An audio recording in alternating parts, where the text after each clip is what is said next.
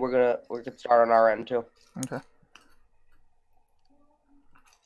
All right, Leonard, give us the 10-second countdown because last time you didn't. Not the countdown, but give us let us know when it's gonna be 10 seconds because last time you didn't do that and our prep ended up on stream. So.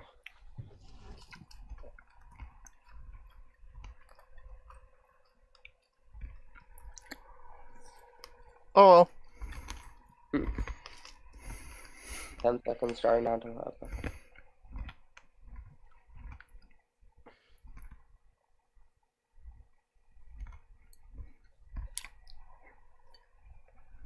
Hey, everybody. 5 seconds.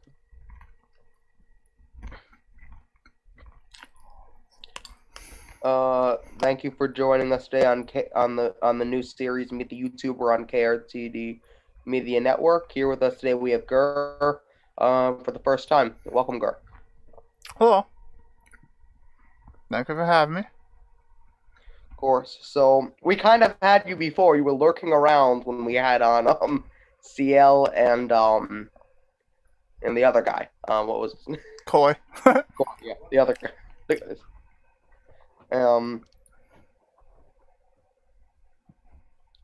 So, yeah, looking around then. So, why don't you tell everybody a little bit about what you do on your channel specifically?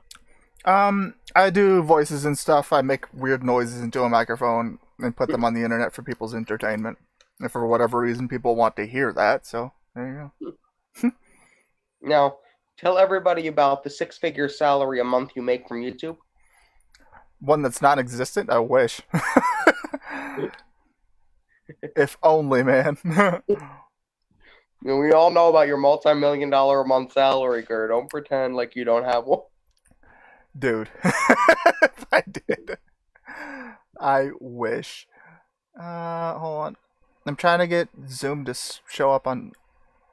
Okay, I've got a black screen here. And it shows like the share screen, record, and all that stuff there, but we can't see our cameras and junk. That's weird. Weird. Yeah, that's why I hired a producer to do all that stuff for me, so I don't have to worry about it. But well, so I'm not sure what you could do about that.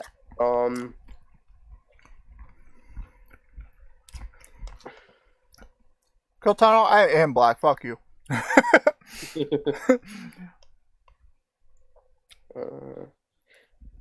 Well, welcome, Immortal Black. Appreciate you. Oh, you got a new subscriber. Yeah, Zoom is also being insanely selfish, guys. Normally, I would have my camera up in the right-hand corner, but OBS apparently does not agree with Zoom, and it won't let me do it.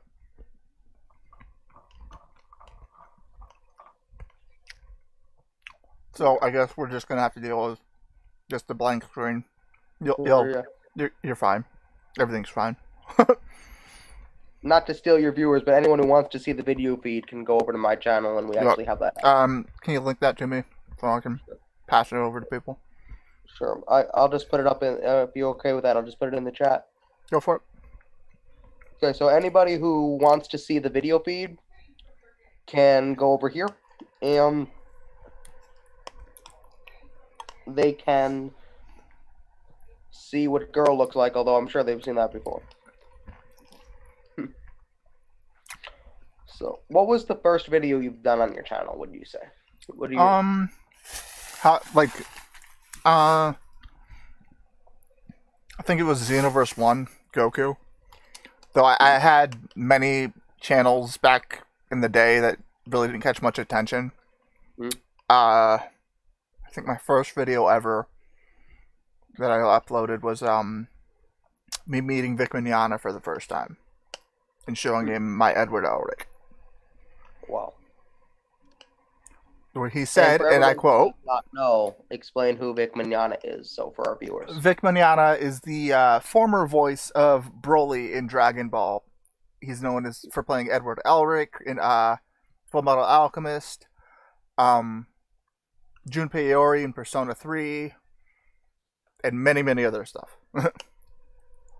What was that like, meeting him? Amazing. seems like you know a lot about anime. Love it. Now tell me, out of all the Dragon Ball franchise stuff, what have you not seen? Is there anything you have not seen? Not really. Now I think about it. I'm gonna ask you. Let's go through the list. Go for it. Mhm. Dragon Ball, the original series, I would say, including filler and stuff like that. Of course. Grew up with it. Original Z with all the filler and the extra long Frieza Yep. saga. Yep. All of it. 90s GT. Mm-hmm. Japanese or English GT? Have you seen? Huh? Have you seen GT in English or Japanese? English. Okay, it's a lot better in Japanese. I think anyway. I've heard that, but I'm kind of biased. I know. I love the dub too. So I watched it once in Japanese and I kind of saw it, but like if I'm gonna watch something, I prefer the dub. I hate reading my anime. Yeah. Like it's not to say that I dislike Japanese dubs. Like some of them are amazing. Yeah. But like acting is universal. Like for example, the Japanese dub of Yu Yu Hakusho is god awful. But the dub of it is amazing. The that sometimes Japanese dub of Bleach is amazing. Like acting is universal. You can tell bad acting just by knowing what an actor is. Yeah.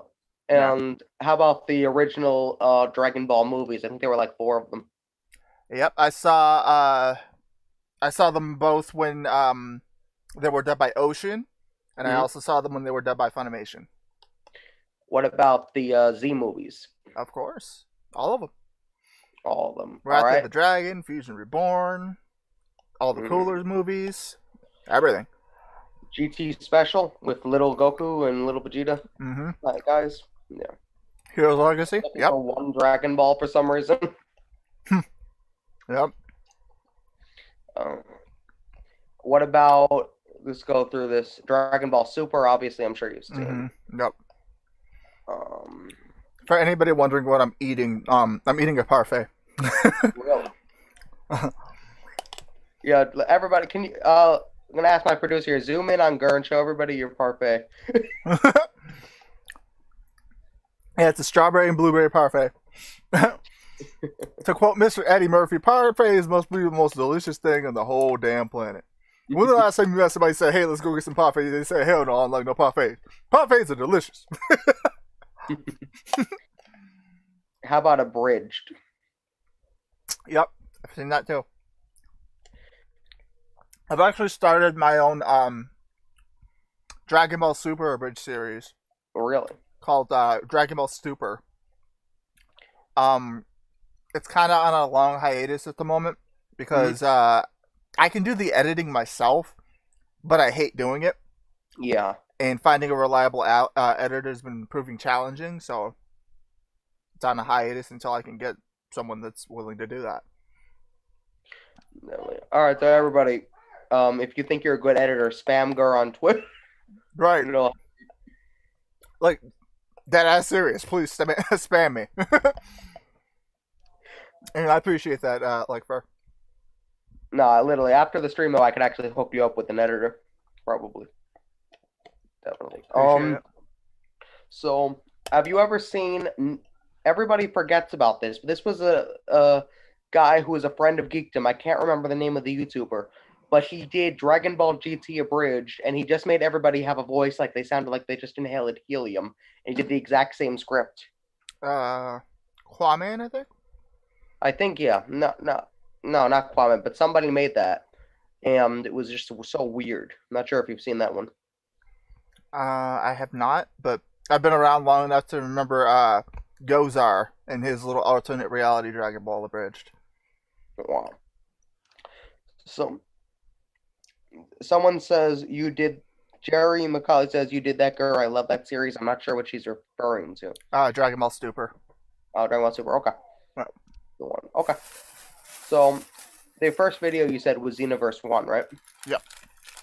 Where did you how did you get the idea to start YouTube? Like, where, as a Dragon Ball YouTuber? Because I know it wasn't always a thing, and then it sort of became a thing at some point. Okay, so me, myself, and Prince Vegeta, whom you guys know as Prince Vegeta, JB is what I know him by. Me, him, and Mark Malzar, the Lord Frieza channel.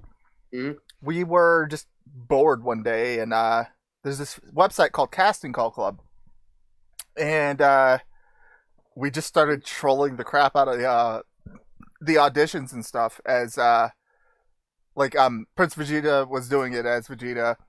Lord Frieza actually started it off doing Vegeta. It was just me and Mark doing it at first. He was doing Vegeta for it, and I was doing Goku. And then I think it was a Jump Force thing or whatever, and found out that he could do a pretty decent Chris Harris Frieza, so he switched over to Frieza, and JB jumped in with Vegeta, and it was just the three of us trolling Casting Call Club just constantly. It was hilarious. And then Mark said, hey, you know what we should do? We should make YouTube channels and just be in character all the time. And the three of us did it. And I actually started off mine with Stewie Griffin from Family Guy rather than Goku. Yeah, I remember I used to do a lot of videos with that guy. Yeah. I started off there, and I saw that it was starting to take off, and like people were sort of like, oh, character channels are a thing now, and people were interested in it. So I started doing Edward Elric, and I also started doing Goku, and they were all three separate channels at the time. And yeah. Realized you guys spawned an entire community of character channels just by doing that. Yeah, we were bored. We were bored one day and figured, why not? Literally led to a chain of events, though. Yeah. But were you? So, SKLD says, who I know personally, so I'm gonna look at his comment early. Ask if he's been in any drama. Really? Really? Well, again, the Prince Vegeta and Malzar thing. I got caught in the middle of that. Reason why I was very close friends with both. Mm-hmm. But unfortunately, there was no opportunity to pick sides on my end. Mm-hmm. So I was just kind of caught in the middle of their feud. And there was not much I could do about it. So.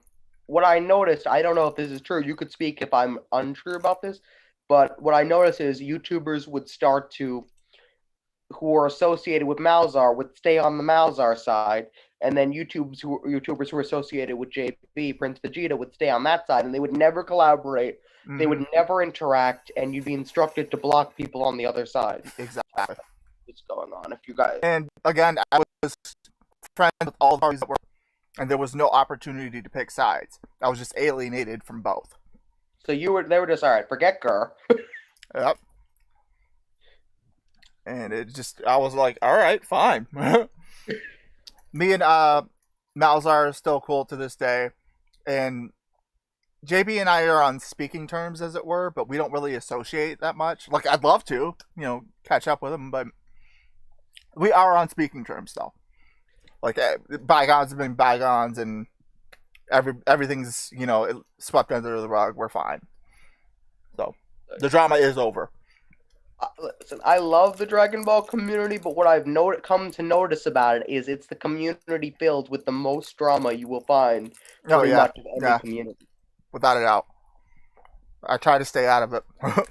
No, I do too, but that's what I've come to notice about the Dragon Ball community. It's fun, it's great, but it's is good. Drama, just World Vibes. How's yours? I'm eating chocolate.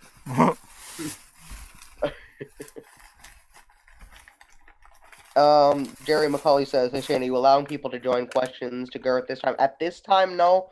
At the end of the stream, we're going to put the Zoom link in both of the YouTube chats, if that's okay with you. And then go for it. If anybody wants to join, we'll do one at a time, and you'll be permitted to ask one question, and then we will move on to the next caller. Mm-hmm. So, if you have a question right now and you don't want to wait, you can put it in the chat, and we'll get to it. But if you want to wait and talk to Gur, you got to wait until we start opening up the Zoom call. Yep. So, what have you been doing recently on your channel? We talked about the hit pass. Now let's kind of talk about recently, I'll be honest, I've been pretty lazy. Like I work at a place called Honolulu Grill, and love the job. It's great, but I come home and I'm exhausted and just don't feel like doing anything. Like I'm not a very social person by nature. Like I hate people, and Oh, I'm spending 6 to 7 hours a day pretending to like people oh. and talking to people all day.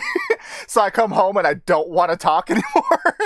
So hang on, everybody. If you want to talk to Gur, find this Honolulu Grill. Yeah, Go but to that's my point though. Like I have major social anxieties and stuff, and I just after talking all day to people and wearing a smile, putting on my customer service voice, I come home and I just don't have the energy to talk anymore.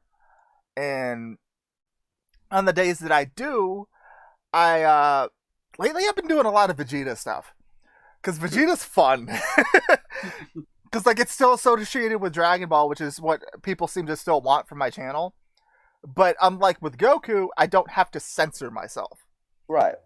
Because it's out of the version of Goku that I portray is Xeno Goku from Dragon Ball Heroes. He's not stupid by any means. He just doesn't know any better, and it's still very out of character for Goku to swear. Yes. But it's not for Vegeta. And Exactly. I am a huge potty mouth by nature, and yeah, with Vegeta, I don't have to censor and keep, put on a performance. I could just be myself through Vegeta. And that's fun.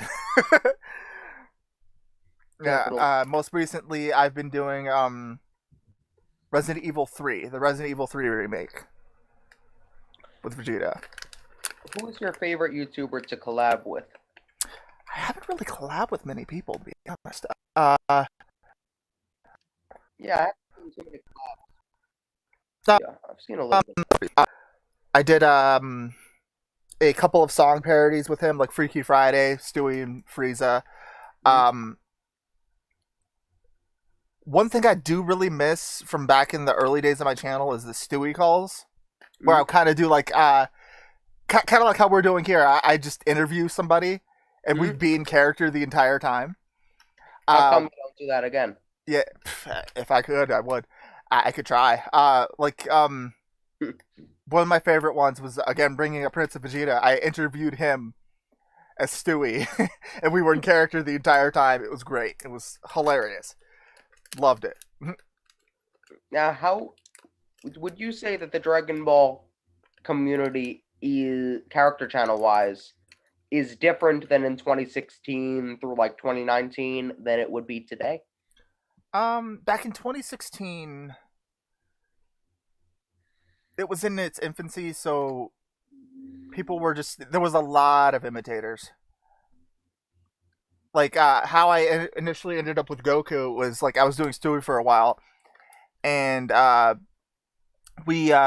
Mark and JB pointed out to me that nobody was doing Goku. You should claim that before anybody else does. I'm like, alright. Now there's a few of them, though. Yeah, but, compared to back then, there's so many of them, too many to keep track of. That's true, yeah. Did you ever collab with any of the people who were like not in the Malzar JB camps, like any of the other character channels who were associated, like kind of in the other smaller communities, like the Goten channel, the Bardock channel, the Yamcha channel, those guys? Do you ever do anything with them? I collaborated with Jules Goten. He played Goten for me in an episode of Dragon Ball Super. Mm-hmm.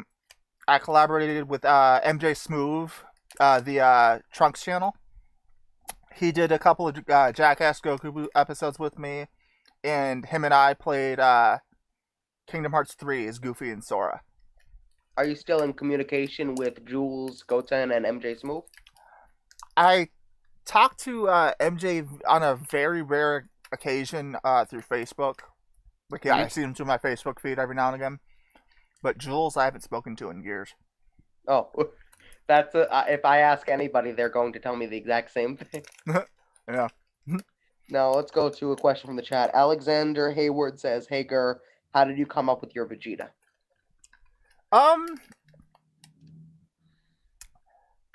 It was based kind of upon a continuation of Lenny Pator's Vegeta. Since Dragon Ball Z Abridged by Team 4-Star ended, I kind of just used that as like a stepping stone per se. Like Mighty Pator said as Krillin in one of the episodes, have you met the guy? His default emotion is anger. So like that's what it is. His default emotion is anger. And he as I said in, I think it was a God of War episode with CL. Mm-hmm. See, this is how I operate. I constantly accuse people of thinking they're better than me, and then beat them mercilessly if they say they are. You just, it just all comes out. Just every pent-up rage and or frustration that I've ever had in my life comes out through Vegeta. SKLD says, I'm going to get back to Jerry. I see your question there. I'm going to get back to your question in a second. SKLD says, ask if you remember Just August. No.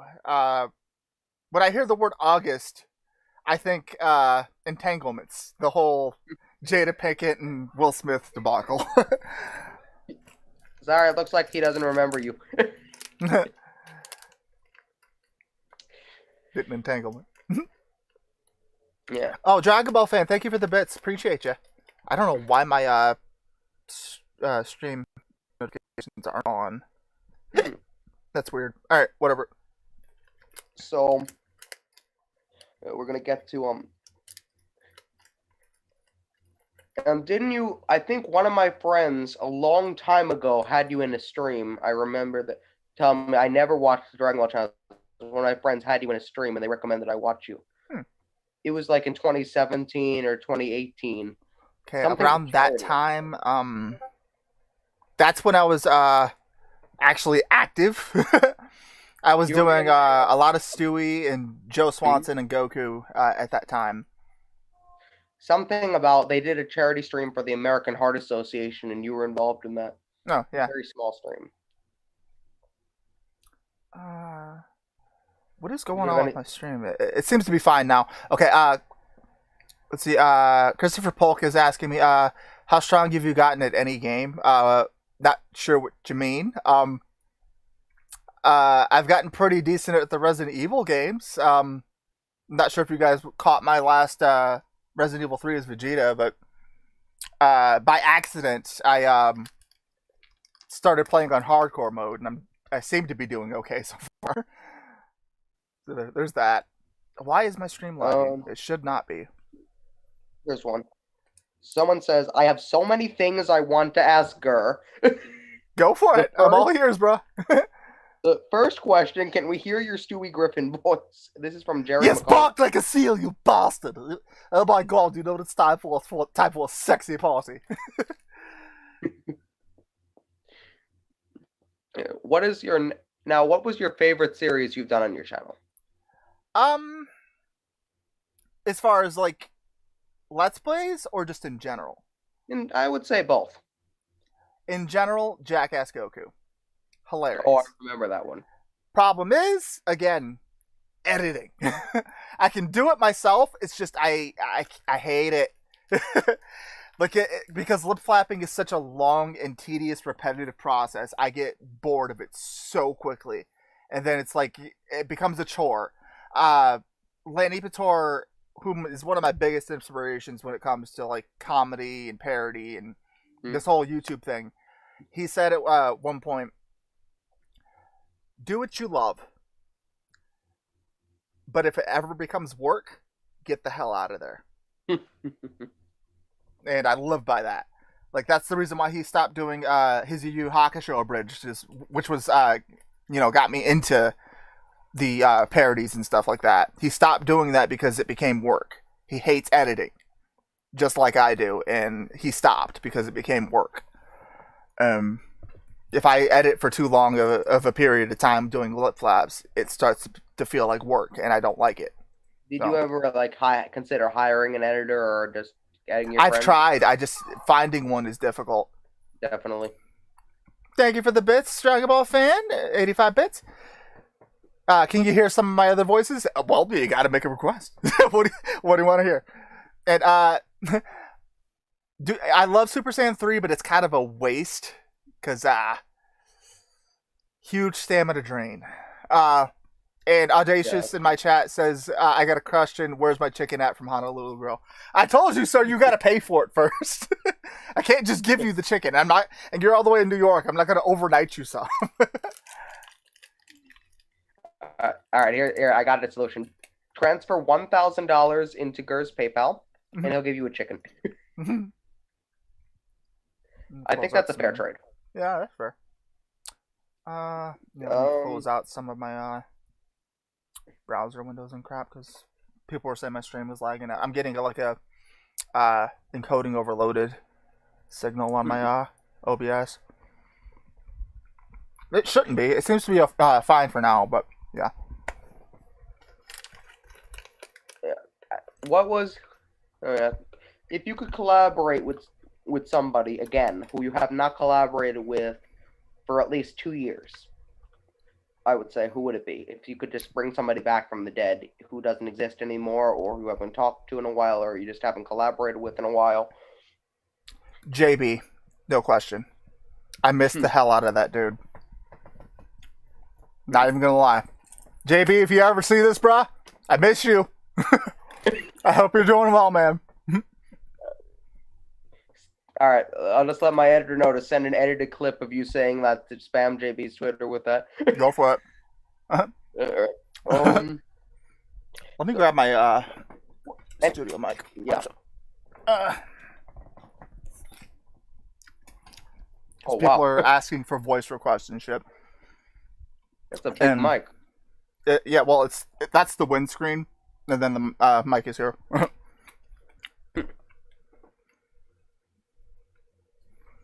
Why is Goku an idiot in Dragon Ball Super? I could not tell you. I have no idea.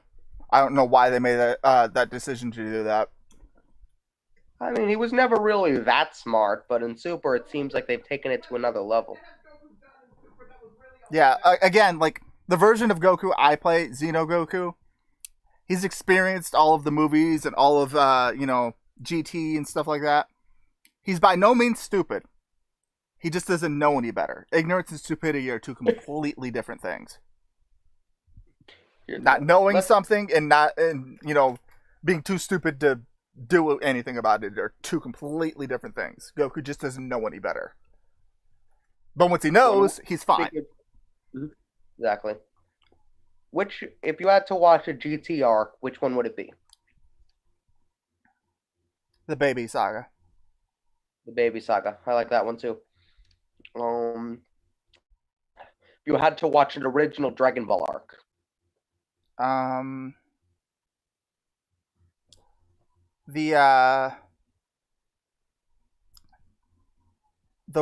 guess the Tien Shinhan arc. The whole the one where he beats Mercenary Tao. The first time that Goku fights Tien, that World Tournament arc. Oh, that one. That was when he was a kid. Yeah. Like when Roshi kind of retires. Exactly. Yeah, that was definitely a good arc.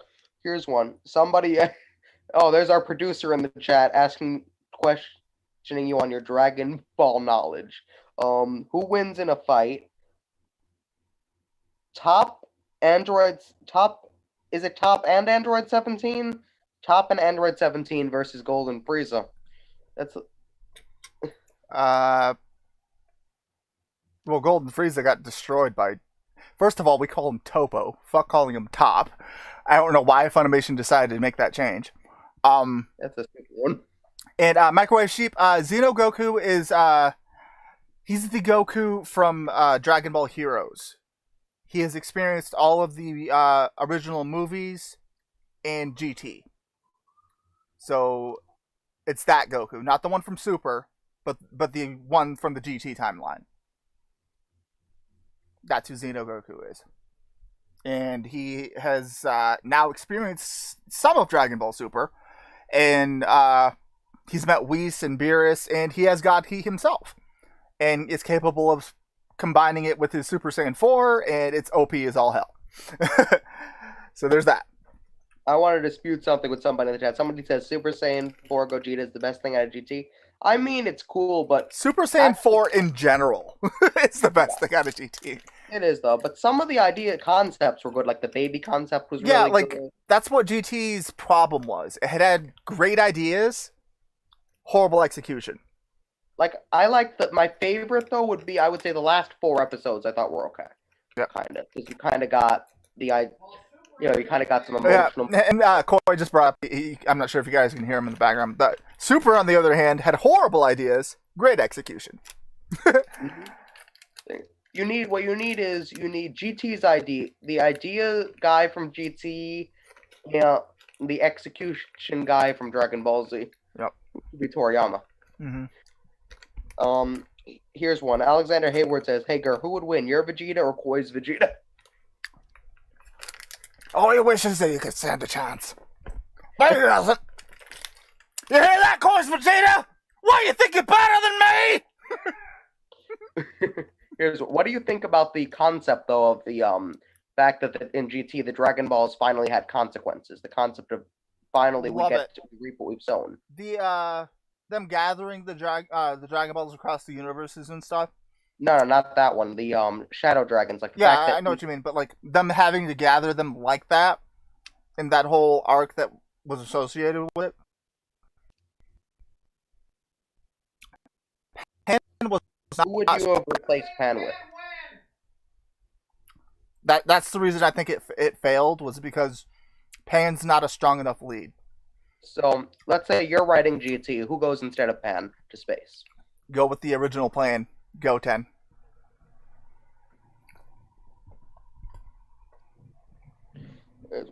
Here's a good theory. Let's say hypothetically Piccolo fused with Kami instead of Nail before he fought Frieza. Would he beat Frieza? Absolutely. Without question. Probably. And if he fused with Nail too, Frieza would just be dead. Yeah, because fusing with Kami put him on, android level, around the level of Cell. First one Cell. And he was dead even with that android at that time. True. Have you ever considered doing a power, since you know so much about anime, have you ever thought of doing power scaling? Maybe.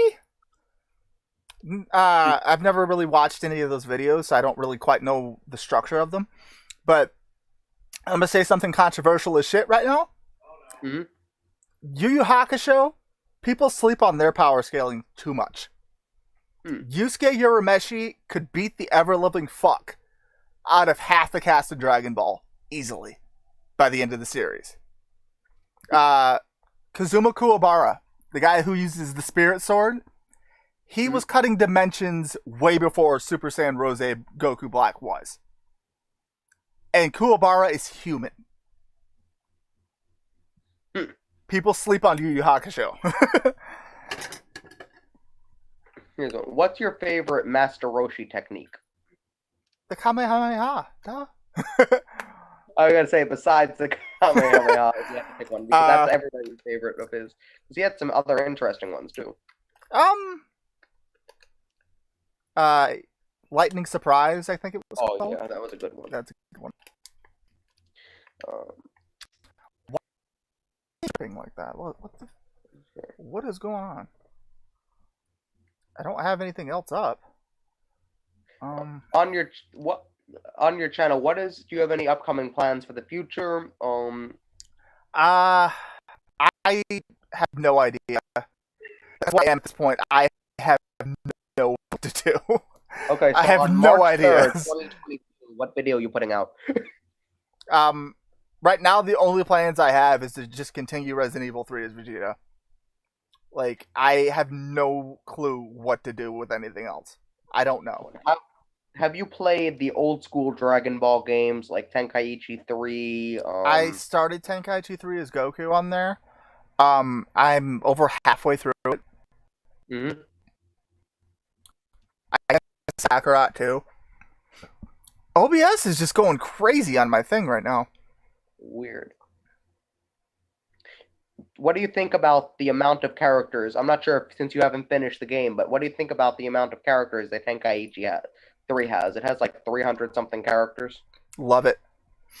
Bandai Namco. Xenoverse 3 when though? Never. Let me I need to close out some. Yeah, OBS is what's eating up most of my CPU shit. Why is it using CPU? It's supposed to be using GPU. The fuck?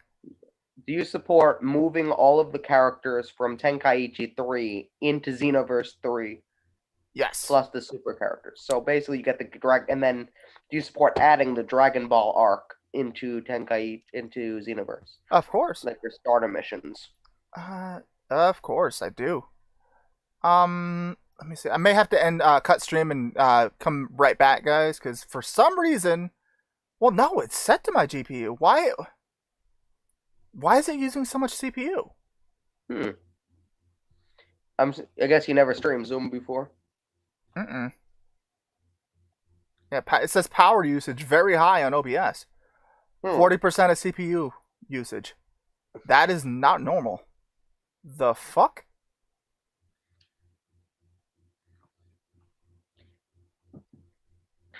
It should not be doing that. Alright, whatever. Pokeball Z? I played it very briefly. Couldn't quite get into it, though. I do play Pokemon hacks every now and again, a Fire Red. Did you ever play the Pokemon hack where it's like really weird and really sexual? What, Moemon? I think that's what you're talking about? I think that might be what it is. And there's also Pokemon My Ass.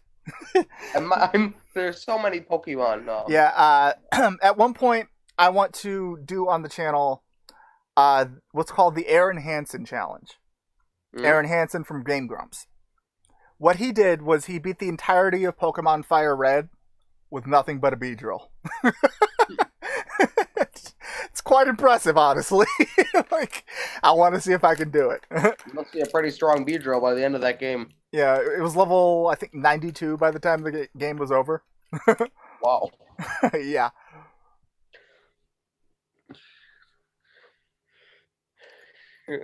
Who is your favorite character in the Dragon Ball franchise? Right. Across all the spectrums, like all the movies, series, games, everything. Gohan. Gohan, really? Relate to him the most. Do you do any Gohan stuff on your channel, though? I should start, but I haven't. I did it a couple times with CL. I don't remember exactly what the videos were, but a couple times I was Gohan for her. She, I think we were playing Xenoverse, actually. And, she had me do a lot of Great Saiyaman and stuff like that, which is weird. One of my catchphrases from that turned out being because it's cool. I'm gonna have you expand on a question you answered when I was interviewing CL and Koi. So I mentioned that in Tenkaichi 3 you have a menu where Chi-Chi basically gives her thoughts on everything, and one of her thoughts she gives is she looks at when she sees a Super Saiyan, she says delinquent. I want to get you to expand upon what you said on okay, that. So what that stems from is actually a racist reason, or xenophobic rather. Okay. So during World War II and the whole Pearl Harbor thing, Japan and the United States were not on the greatest of terms. And the Japanese associated everything American with blonde and blue eyes. And so they used, I forget what the exact word is, but they used their word for delinquent to mean American. And when the Saiyans turned Super Saiyan, blonde hair, green eyes. So she calls them that for that reason. Yeah. Why?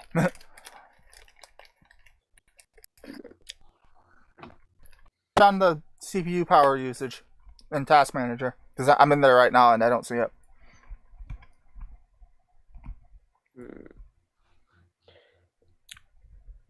take a break from the interview if it's okay with you and invite a couple people in to ask you questions, and Go for then we're going to go back to the interview. Go for it. So I can think of some more questions while we have these people in. So I put the Zoom link in the chat. One person at a time, you get one question. Let me put the Zoom link in the chat of your stream as well. Go So for it. everyone watching, you join, you ask one question, and then we move on to the next caller. You guys are ready.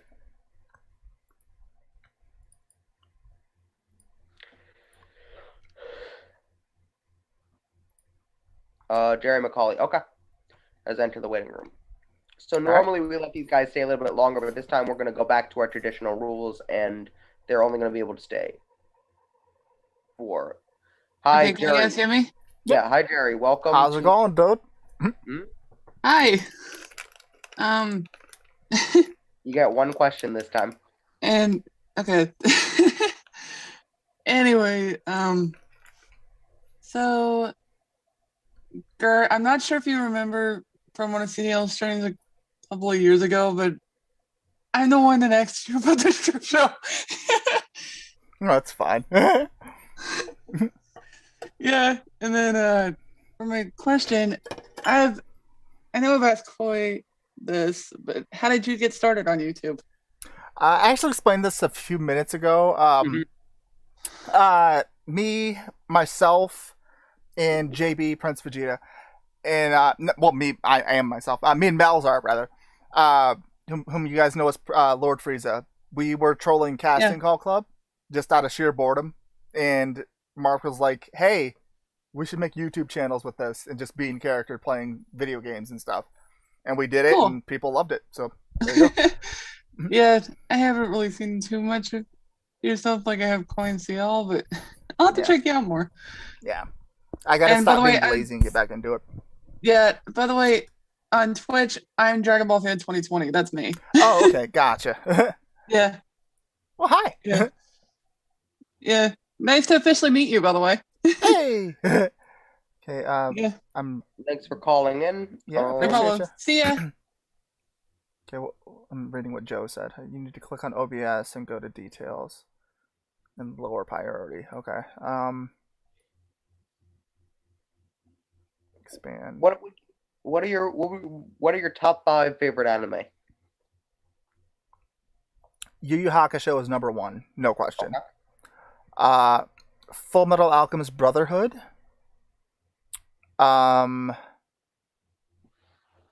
Persona 4, the animation. Despite the fact that I never finished it quite, Inuyasha. Mhm. Bleach, and Fairy Tail. How many animes have you seen overall? That's a good one. I don't know. Would you say it's more than 15? Yes. Would you say it's more than 20? No. So somewhere between 15 and 20, probably. Yeah. Well, Okay, set priority low. Okay. Let's try that. on your channel, do you do voices from other animes ever? I used to. Like at one point I was doing Toshiro Hitsugaya from Bleach. Mhm. I should start doing more of them. Like again, Yu Yu Hakusho is about to like blow up in the world right now, because I'm not sure if you were around for this, but they announced a live action series for it on Netflix. So people are going to start recognizing and knowing about Yu Yu Hakusho more, and it is an insanely good anime, and it still holds up to today's standards in terms of animation quality and voice acting. Like, you could watch that and not miss a beat from today's standards. How do you think a live action series will turn out? Because when you do a live action series for something animated, for example, Dragon Ball Evolution or the Avatar: The Last Airbender live action, it kind of gets a little messy. It depends on whose hands it's in.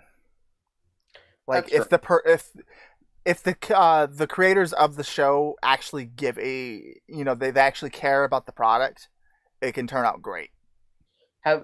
And sometimes they also will change. Like, have you read the original script for Dragon Ball Evolution before all the edits were done? No. It was actually not terrible. But yeah, it depends on what the people who are running the show, like whether or not they care about the product and whether it's just a cash grab for them. I did look into the Yu Yu Hakusho's live action series a little bit for the producers and stuff. It's the people who are I forget I think it's the anime is called Dead Alive or something like that. They're producing that. They make that, and the co-producer of it and the writer is apparently a huge Yu Yu Hakusho fan. So, okay, so that means like they are familiar with the source material. So if they somehow screw it up, we can like bash them mercilessly. But like with Dragon Ball Evolution, that was nothing but a cash grab. They cared nothing and knew nothing about the the source material, and it showed. It really did. But like I said, the original script was okay, and then they just rewrote it and made it 1,000 times worse. And they're like, "We'll air the worst script." That's kind of what they. And people don't really consider it an anime, but it's an honorary one. King God, the Avatar: The Last Airbender. Well, yeah, it's a kind of an honorary because it kind of has that style. Yeah, that one, the live action for that was awful. Oh, that was really bad. Dragon Ball Evolution's another one. The Death Note movies were terrible. Like, yeah, if they truly care about what they're doing, then it shows. Like, take what's his name? Jon Favreau, the guy who is the driving force behind The Mandalorian nowadays, and pretty much the head of Star Wars by this point. He did well with the Marvel things, and he's the Elf, that Will Ferrell movie. He wrote that.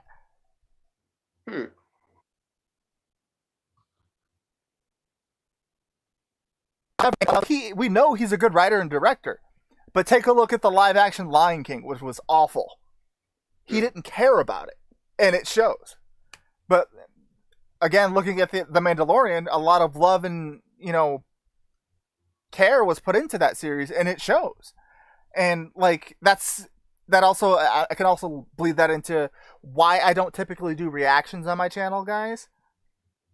And like I understand, SSJ Carter is very popular. I get it, but I don't like his style of comedy.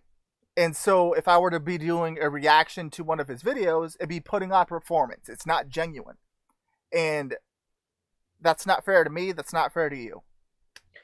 So that's why I don't do it. Have you ever done... Are you familiar with...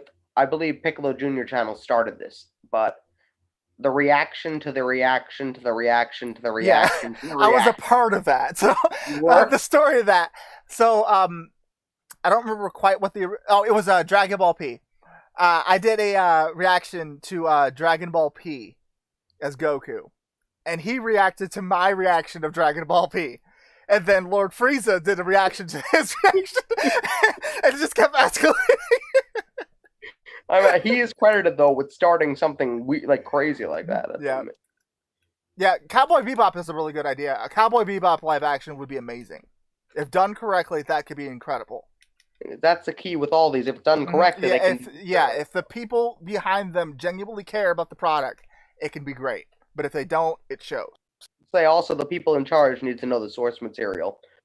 Like the guy who did Evolution said he never watched Dragon Ball or read the mangas or any of it. So it was made evident by the fact that Krillin was nowhere to be found. And Goku was in school. Yeah. Dude never went to school. Goku has... a lot of people forget about this, but in Dragon Ball Z, Elder Kai gave Goku the rest of his lifespan. So Goku is technically biologically immortal now. He has the lifespan of a Kai, so he can live for thousands of years. People forget about that a lot. Interesting. Now, I want to pull up a video and get your reaction. I can't play the whole thing for copyright reasons, but this is about maybe 10 or 15 seconds. And if are you familiar with the 4Kids dubbing, you'll see there's a problem here. Yeah. Let me see. I'm going to send this to producer. See, King God, Hellsing's another one. Hmm? If they care about it enough and know the source material, that could be great. Like, as an example, if they were to get the people who made the Underworld or Blade movies to do Hellsing, I'd be so on board. All right, so we're going to take a look at this. I sent this over to my producer. I want to see if you could see the problem here. This is the 4Kids. They had Sonic retell the Dragon Ball story in the very beginning, and here is a clip from that. And you're going to see a very big issue here. So let's go to that. Leonard, I sent that to you on Discord. Pull it up. Oh, I'm like, I was waiting for it. Yeah, so was I. I'm like, where is it? It hasn't shown up on my Discord yet. Okay. Yeah, it hasn't shown up on my Discord. I don't see the message. You'll see it up here on Zoom. Here we go. He's gotta get his boy back, but he knows he can't beat Raditz on his own. That's when Goku's old enemy Piccolo shows up. Now Piccolo's a Saiyan just like Raditz. Oh Lord. Oof. Now Piccolo's a Saiyan just like Raditz. Stupid! You're so stupid! Well, Remember, now, again, 4Kids. It was just a cash grab for 4Kids. That's all it was. And then there was another one where they say, now Raditz is a Super Saiyan. Mm-hmm. The role I want Keanu Reeves to play more than anything, Dylan, is Revan in Star Wars. That'd be fun. Let me ask your opinion on this. A lot of people have different opinions, but in Dragon Ball, they've tried this concept twice. They tried it once in GT, and they tried it once in Fusion Reborn. The concept of hell opening up. I don't think they've ever done it right. Because there's a lot you can kind of do with that if all the villains are kind of escaping, but they've kind of done very quick takes on it, and they've kind of just brushed over it. Get your thoughts on that. I'm trying to think. I think it would have to be like to bring Yu Yu Hakusho up again. Do it similar to how they did it, where the two realms were starting to merge together, and some of the lower villains started to seep through the cracks. But if they don't close the breach fast enough, the bigger ones will start coming. Okay, that could definitely be an entire arc. Mm-hmm. And another thing that Dragon Ball wasted a freaking opportunity on, Raditz. It still annoys the crap out of me to the no end that Raditz was in one chapter of the manga, 2 episodes of the anime, but he's the main character's friggin' brother. Really? They put him in 1 or 2 filler flashbacks. Like, really? It's such a wasted opportunity. And then they never mention him again. It's like, Even in GT, they didn't even bring him back. They brought back Nappa, but not Raditz. Yeah, again, there you go. Raditz. Character with the most wasted potential. The main character's brother, and you did nothing with him. I mean, there's a lot. If you've ever seen... he doesn't even get a side story, though, man. He did get a side story written Masako's, by... but that's... No, Toible. Are you familiar with Toible? Yeah, well, that's not considered part of the no, the series, but I mean, though. it's the closest thing you kind of get with. But it's even that is like a few pages long, and it's just about. It's literally I could read that in 5 minutes and be done with it. Yeah, that's the character with the most wasted potential. They should have done more with Raditz. Do you think that there was more? Do you think Masako did? I mean, Masako's not like he's a good writer, but he actually took Raditz and he created like a 25 chapter thing with him. Because there's so much potential there that they kind of have untapped. Exactly. And, other than that, I'd have to agree. Gohan. Gohan was the most wasted potential out of a character. Like, I understand. Like, please explain to me how there was a 2-year gap between Boo and Beerus, and Gohan was still at his full power, completely fine, despite not training. He was able to keep up with Beerus for at least a little bit. And then 4 months later, all of a sudden he can't even go Super Saiyan anymore and gets destroyed by Frieza easily. That makes no sense to me. Let's look at Gohan. Here's an example I always bring up: Gohan Super versus Gohan GT. Gohan GT never fell off, and he didn't didn't. train either. He didn't, but he also took on in the Japanese, they say he took on General Realdo in GT, who was supposedly stronger than Majin Buu. Mm-hmm. Well, in Super, he The got beat only, by 3 seconds. I mean to cut you off. The only explanation that makes any sort of sense: Videl is a succubus. Oh wow! Videl is the sex demon. She's draining all of Gohan's power. That's the only thing that makes any sense. Exactly. Here's one. Someone from the chat says, "Hey, Gur, have you played Jump Force?" I have. Terrible story, good gameplay. Have you played the other one that came a few years before with all the animes, J-Star's Victory? Yes, that one was good. See, that's why Jump Force was such a disappointment, because all the previous J-Stars games were fantastic, but Jump Force was awful. Have you seen Toriyama's other anime? I think you're referring to Dr. Slump. Yes. I read a little bit of it. Never saw the anime. Not really all that familiar with it. What are your thoughts on Aurelie? I mean, she was in a couple Dragon Ball filler and a little bit of Super filler. Kind of like with Saitama, or One Punch Man as people know him. She's meant to be a joke character. Mm-hmm. She's OP for the sake of being OP. She's not to be taken seriously.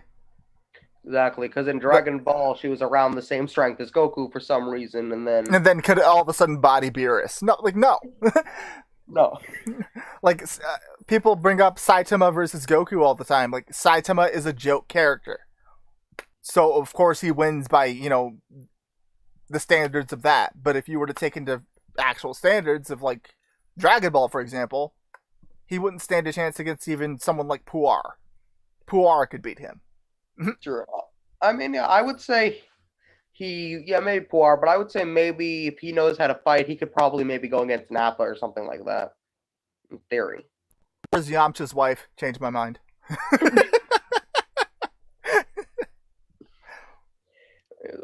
This one. What's your favorite Yamcha move?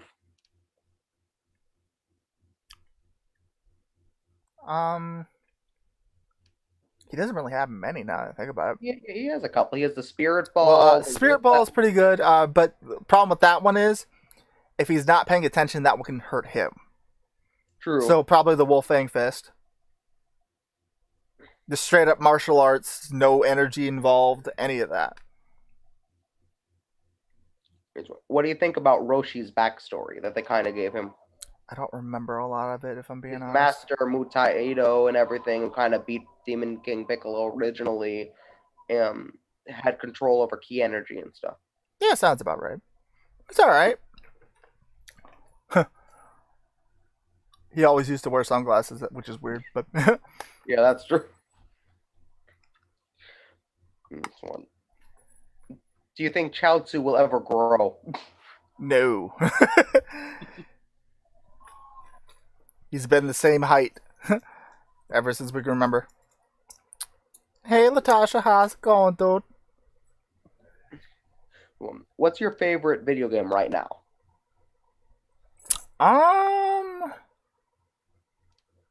That's a tough one.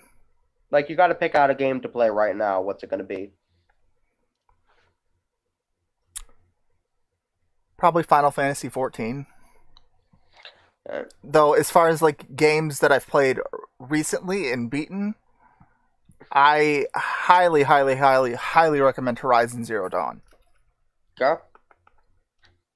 What's your favorite game? Like, let's say old school video game, like something like PS2, Atari, PS1, old school. Oh, we can go throughout the entire list. Let's see. old school Nintendo. Duck Hunt. Sega Genesis. Michael Jackson's Moonwalker. Super Nintendo. Killer Instinct.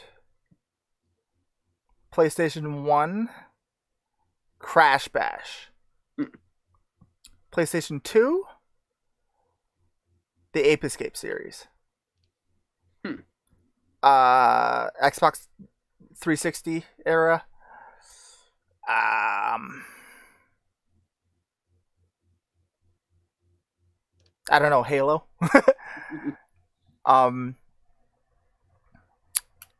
Current Devil May Cry 5 and Resident Evil 3 are high up there for me.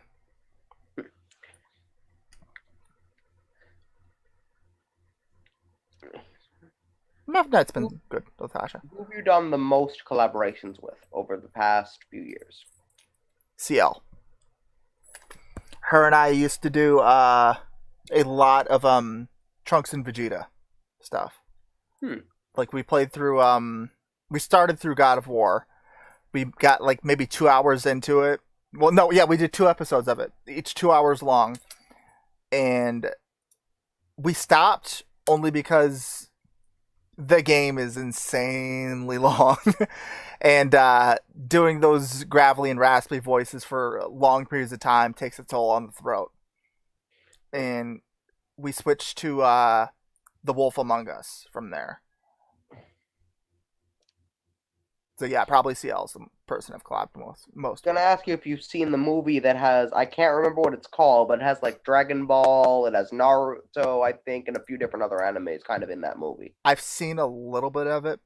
Like I've seen it in passing on YouTube, like different clips and stuff, but I never actually sat down and watched it.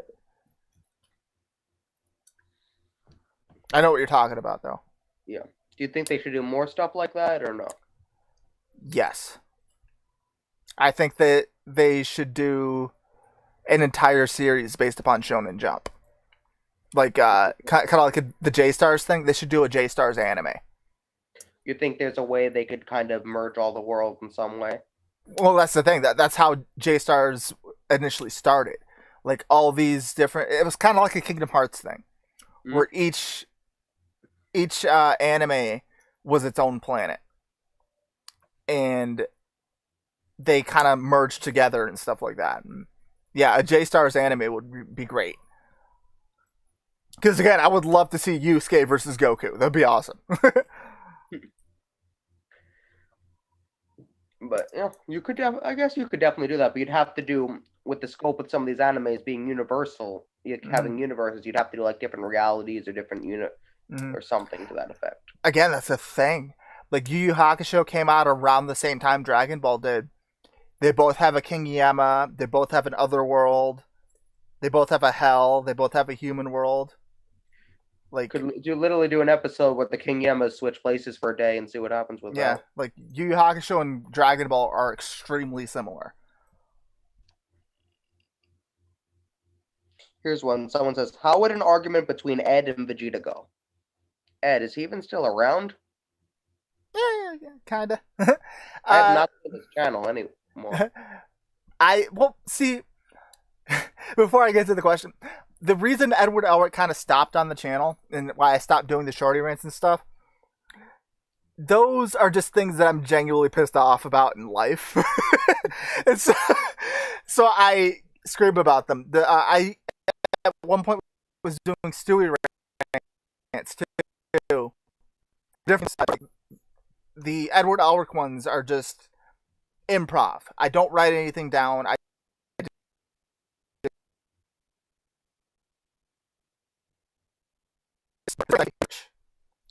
And a argument between Vegeta and Ed, I think it would probably end up with them trying to kill each other. Like, Vegeta would not put up with Ed for long, and Ed would not take too kindly to Vegeta's threats. So, as an example, like, what are you doing here, man? You're so short. Who you calling small? you know, that kind of thing. Like they would Exactly. not get along at all. They would not be able to put up with each other for long. Definitely. Here's one. Do you think Piccolo has wasted potential in current Dragon Ball? Mm, yeah, like he's kind of taken a backseat to, like this kind of started for him with the Android arc. Like everyone that wasn't a Saiyan kind of took a backseat. Do you think there's a way to bring Piccolo back into that fold, or do you think it's too late with the writing they have now? Well, the Namekians are the reason the Dragon Balls exist. True. They could have something with that. I was gonna say they could have Piccolo train with Whis or something. My idea was like they could do kind of like an Omega Shenron type of thing, where Mhm. like Piccolo becomes like in tune with the Dragon Balls and gains power through that. Be an interesting way to do it. Mm-hmm. Definitely. I know Toriyama once said, I think he said that Piccolo was his favorite character. He hates Vegeta. That's why Vegeta never can have a win or be strong for, like, well, currently in the anime and manga, Vegeta is currently stronger than Goku. Actually, not Hmm. so. How so? Goku now can now access Ultra Instinct. Yes, but Vegeta can dissipate that and disrupt his ki flow with spirit control.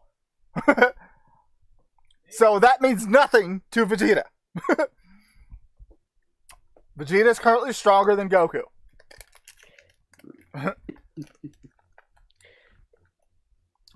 Goku can't use Ultra Instinct if Vegeta can stop, prevent him from, getting his ki under control. So, Here's a power scaling type question. Let's say Master Roshi Tournament of Power. mhm. Namek Frieza. I'd still give it to Frieza. I don't. How about Master Roshi Tournament of Power? All of Frieza's men. Ginyu Force, Sarban, and Genki Midoriya. Force, yeah, Roshi would slaughter them. But Frieza himself, for one reason only. Which would be? Roshi wouldn't take Frieza seriously. You said he would or he wouldn't? He wouldn't. What if, let's say, Roshi does take Frieza seriously and comes all out in the beginning and doesn't let him transform? I don't know, because... No, thank you for the host. I'd still give it to Frieza. Frieza's too calculating. Like, people talk about the... Just 5 more minutes until the planet blows thing. Game Theory, Matt Pat, did a video recently, about a month ago, where he was talking about that. And it was all a part of Frieza's manipulation and scare tactics. To make Goku think that he only had 5 minutes left. So that he would panic and drop his guard and make mistakes. Hmm. Like, Frieza did that intentionally. So, yeah.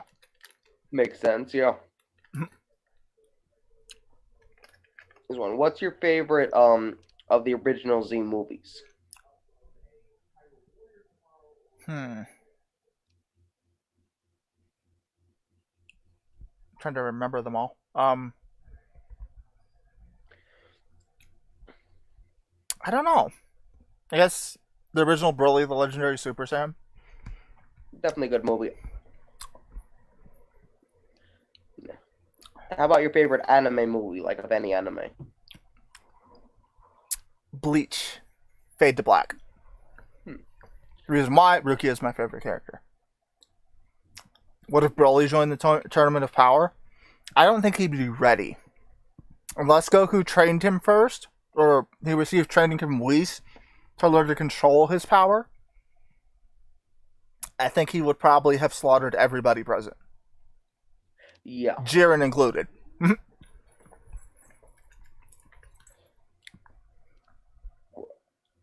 Here's one. What are your thoughts on Hit? I love the concept of him that he kind of like the Saiyans. He learns as he goes. Mm. He analyzes everybody's their fighting styles and adapts to it, which raises the question because if the moments in I think it was Cooler's Revenge. No, it was Return of Cooler. Where he was Metal Cooler and he learned how to use instant transmission alongside Goku. And they also showed this in the Broly movie, When Goku uses instant transmission, he goes into a pocket. And a reason that Goku could also use time skip. In theory. Mm-hmm. But I think the techniques are slightly different. There's like a slight difference between the techniques and the. Mm-hmm. But well, like from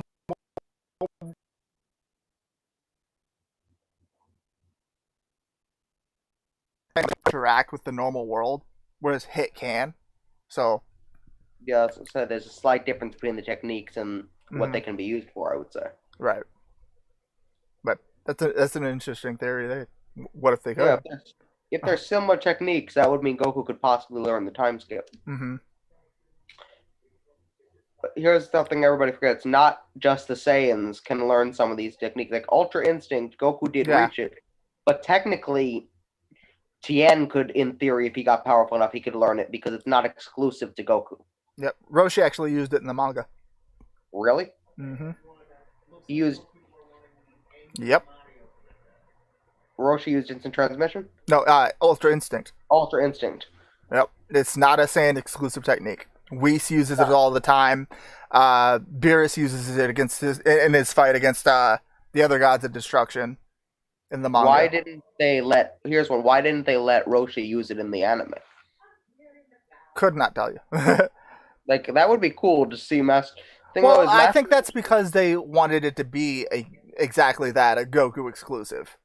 That's unfortunate because there could have been so much they could have done with that. Because Roshi was already, if you watch Dragon Ball, Roshi was already kind of fine tuned with his stuff. Yeah, it's not a Saiyan exclusive technique. Anybody can learn it. I think that would have been cool to see in the anime, Roshi doing the technique. Yeah.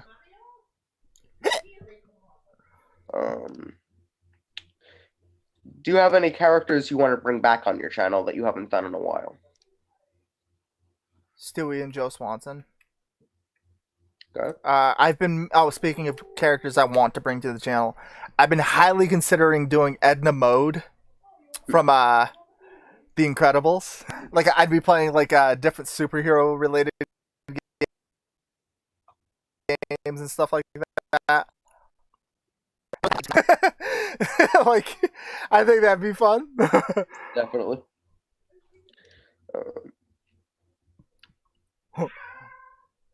How would you guys react to that if I did that? Like, is there anything you miss from the 2016-2017 era of the Dragon Ball or the character channel community?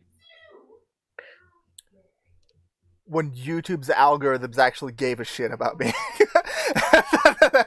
I missed that. Because, like, nowadays, like, when, I want to say right around the peak of COVID, like, just before COVID started taking off, like, in between March and May, I was doing 6 videos a week for 3 months straight. And my views did not change. So, like, the algorithms just did not promote me. Like, I wasn't showing up in people's video feeds, nothing. So it's like, hard work towards the channel doesn't even help anymore. And back in those days, I could drop 1 video a week. And my views and stuff would skyrocket. You think that's why it's harder for people to grow in the new era? Mm-hmm. Because YouTube doesn't promote people anymore. Well, unless you're already huge. Mm-hmm. Unless you have over 1 million subscribers, you're not getting it anywhere. And it sucks. Well, I've seen also if you're a big corporation, you have a channel, YouTube will promote you. Mm-hmm. Yeah, YouTube will not promote you, and they won't put your video. Like, still to this day, like, I'm not sure if you've heard of Dead Meat James. You know, the kill count stuff. I'm subscribed to them, and like I have the bell notifications turned on and everything. Like 3 of his videos did not show up at all in my feed for the past 2 months. Like he I thought like he was taking a hiatus, for the beginning of the year, but no, this YouTube was not promoting him, so I never saw it. And I saw one day him complaining on Twitter that his videos were underperforming, and yeah, that's why YouTube was not promoting him. Do you support a return to the 2016 algorithm? Yes.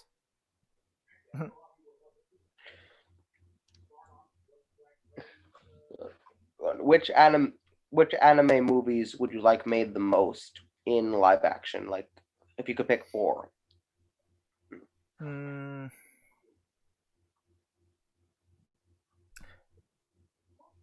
Anime movies or anime series? I would say movies, but they can be like 3 or 4 part movies, like 3 or 4 movies for them or something. I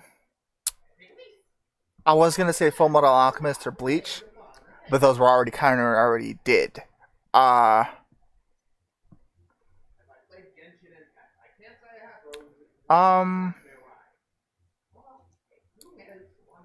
Dragon Ball GT Path to Power, which is basically a retelling of the original Dragon Ball series. Do you say GT Path to Power? Isn't it Dragon Ball Path to Power? Yeah. He was in GT clothes. But yeah. Well, that. that's true. If they were making a live action movie out of that, because it tells the entire story of the original series, I'd be okay with that. What are your thoughts on the 4Kids dub? In general. Dragon Ball? I hate all the censorship. Like, the original Sonic 4Kids actors were great. Like, still to this day, Jason Griffith is my Sonic. I don't care what anybody says. And it's just, I hated the censorship. Had it not been for that, great. Because the actors were good. The original Pokemon dub for the Indigo League and up to Johto, amazing. But I hated the censorship. And do you think that 4Kids even understands the source material they're putting out half the time? In most cases, they do, but they censor it so heavily that it deviates too much from it. If you go to the example I just showed you, they said that Piccolo was a Saiyan, and then when they go to the fight with Raditz, they're like, Raditz is a Super Saiyan. Yeah, but see, that's a rare exception though, where they did that. Like as an example, like them take One Piece for example. Okay. Sanji is supposed to use a gun. They censor that out completely. That completely changes his fighting style. You get what I mean? That type of thing. Like where the censorship that they're trying to do makes it deviate from the original source. Yeah, that makes sense.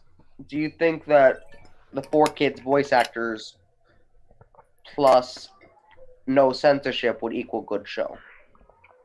Yes. Absolutely. Because it's kind of like with Star Wars Revenge of the Sith. Mm-hmm. People used to give Hayden Christensen a whole lot of crap because they said his performance was terrible. That's not his fault. That's the director's fault. He, as an actor, was doing what he was told. But then go watch any of his, Hayden Christensen's other movies, and he's a phenomenal actor. He was just doing what the director told him to do. Same thing with to do. They don't have a choice in the matter. It's a job. Exactly. So, yeah, we're gonna open up the chat again, the Zoom again, and see if we get any other callers. Sure. Here's one. What are your thoughts on the Ocean dub of Dragon Ball, the Ocean dub group? Again, censorship was an issue. They tried to censor so many things. Like, they called Hell the home for infinite losers. Like, come on, man. Really? They did that on the Nickelodeon version of GT too. Like, really?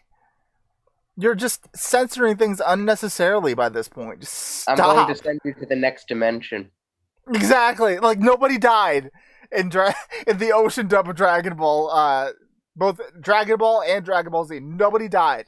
They were sent to the next dimension. They were still alive, and they even censored out their halos. Like, nobody had a halo in the ocean dub of Dragon Ball. Like, really, dude? It's like, come on, man. The next dimension, HFIL. Mm-hmm. Do you think that they should have?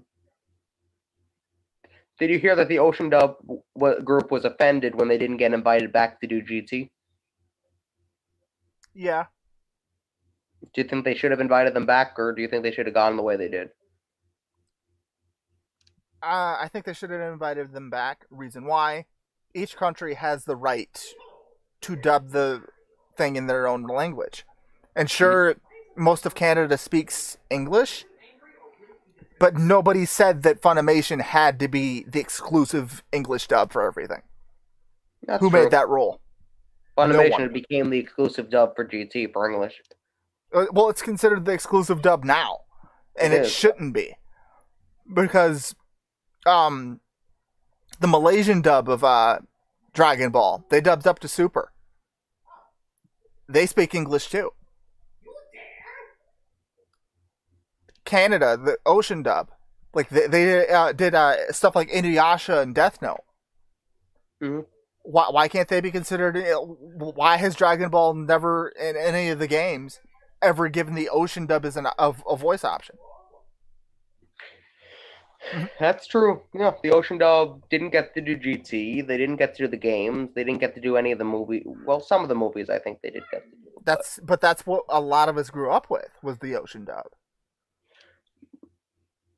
So like that's what a lot of us were familiar with, and then Funimation took over, and now just all of a sudden Ocean doesn't exist. That's not fair.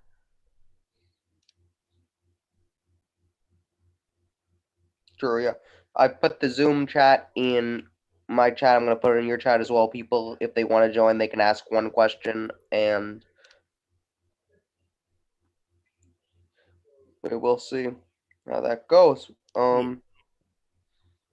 So,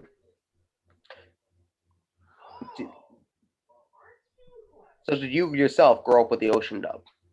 Initially, yes. Like I was there for when Funimation took over, and when they initially were trying to imitate the crap out of the Ocean dub's voice actors. Oh yeah, I remember. I heard about that. Yeah, and they kind of changed it over time, and then the redubs. Yeah, they slowly came into their own and started doing their own thing. But initially, when Funimation first acquired the rights to Dragon Ball to dub it, they were doing impressions of the Ocean dub actors. Because, again, that's what people were used to. So why change it? True. We're going to pull up a video of my favorite. This is a fun dub. You're going to love it. You might recognize it since you know so much about Dragon Ball. Mm-hmm. Let's see if you do. We're going to pull up this video. Let's see if you can identify the dub. Okay.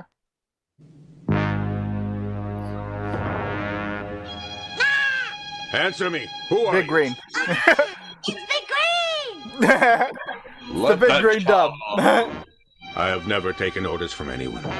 Now you will. This is the British dub of Dragon Ball, guys. Over in the UK, that's what they had. The Big Green dub. It's called that because, for whatever reason, instead of calling Piccolo, they call him Big Green. Exactly. And sometimes they refer to, like, I think one of the dubs, they refer to people with the wrong names or something, too. Every energy attack is called the Kamehameha. Oh, or Magic Beam. Yep. Like, just again, well, I think that was more akin to bad translations. That's why that happened. And then I have one more dub to see if you can, since no callers are interested in talking to. I guess you guys don't want to talk to Gur, alright. So we're gonna see if you can identify this dub as well. I sent the video. Let's play. If I don't eat rice, the power won't come. If Goku is with us, it will be finished so easy. What kind of stuff I is want to this say new the Philippine character? sub, Didn't you learn it in school, Gohan? though they sound Spanish, Keep so it might be carefully. If you Philippines. do so, your mommy will feel very happy and proud of you. Your mommy be very That happy was and proud of the you. speedy dub. That's the what? The speedy dub. Oh lord. They called Vegeta Beta in that one. Nintendo, what the fuck, Nintendo? Wow. Let me see if I can find. I mentioned the Malaysian dub of Dragon Ball before. Let me show you this. Oh yeah, I forgot that was a good one too.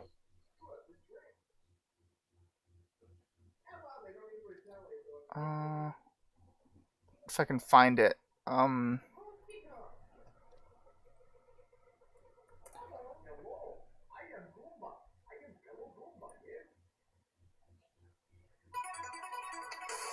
Hold on.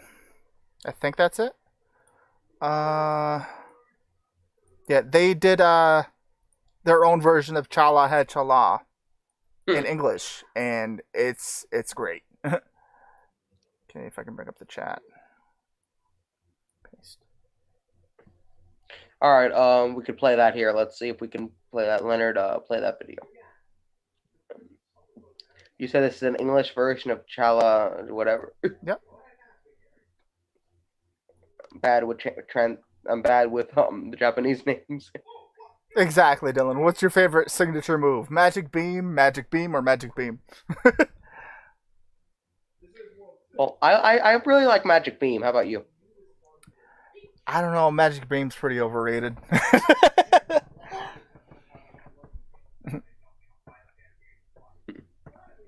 The stretching is real. Okay, I'm good. We're about to play the video if we ever do. Yeah. How often do you live stream on your channel? Not as often as I probably should. The intent, because I have I worked it out with my job that I get every Tuesday and Thursday off, and then the restaurant is closed in general on Sundays. So I would like to start doing videos at least 2 times a week, on Tuesdays and Thursdays, and I want to start streaming every Sunday. So yeah, but my last stream was on Christmas. Other than this one. Did you used to own a server that was breakfast themed? Not that I remember. I think you owned the Waffle server on Discord. I don't think so. I don't remember it. That wasn't your server? Mm-mm. I just remember you being in that Waffle server. I don't remember it. Doesn't ring a bell. Let's see.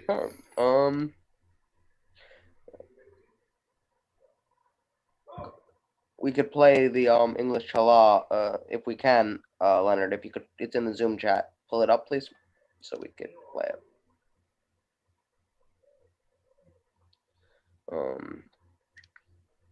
Or send it to me through Discord. I'll send it over to him. Okay.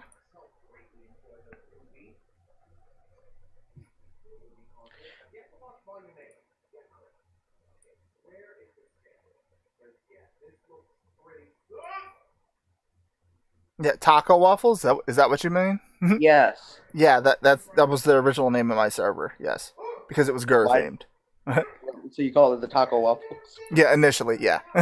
Now, That's because of my obsession with Salem Saberhagen from Sabrina the Teenage Witch, it's called the Floofs.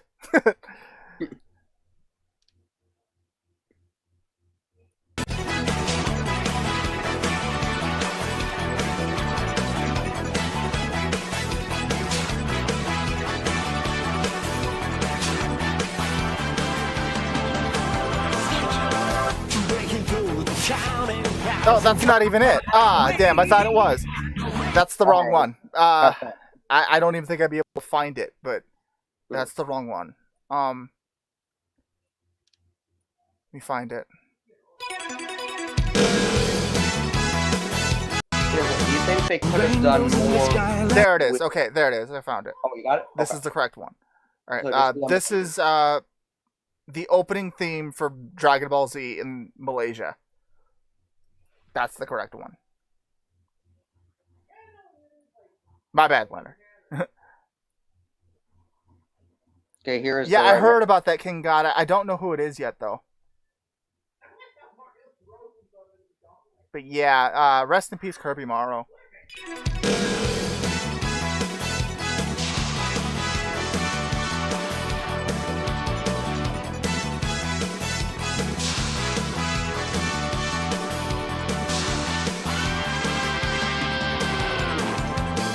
Come slide down, rainbows in the sky, let's fly away. Like a bird, you're free to see the boundless face of the earth. Let the wind blow you like a kite and glide away. Far beyond the clouds you'll find another place. Yeah, the road ahead you seem so cold. Is that Ian James Corlett? Or is he playing the new Moroku? Is that what you're referring Don't you to? be afraid, you'll fly away. Shala, head shala. No time to hesitate, don't wanna search the air. Within it lies a magic surprise. Oh, shala, head shala. All right, so we're gonna stop here for copyright reasons. Yeah, I don't copyright. know. But yeah, Otherwise- like, again, there were other dubs besides Funimation that just. Why is Funimation considered the official dub? I never understood. Because they brainwashed everybody into accepting that they are the dub. Mm-hmm. Yeah, that was the Malaysian dub, and, like, amazing. Just, yes, nice. Let's go to the chat here. Lady Zamasu says, "Hi, Gur." How's it going, dude? That's a House Party reference for those that didn't catch that. Yeah, the Game Grumps played House Party, which was pretty popular, not too long ago. And one of their characters by the name of Frank, that's how he greets you every time you speak to him. How's it going, dude? So it became a meme. Did you ever play any of the any Flash games or anything? Not that I remember. Like that was a long time ago. Club Penguin and all that stuff. Homestar Runner. It's been so long that I don't remember it. Let's put it that way. Club Penguin's completely gone now, and so is the one they made Club Penguin Rewritten. Mm-hmm.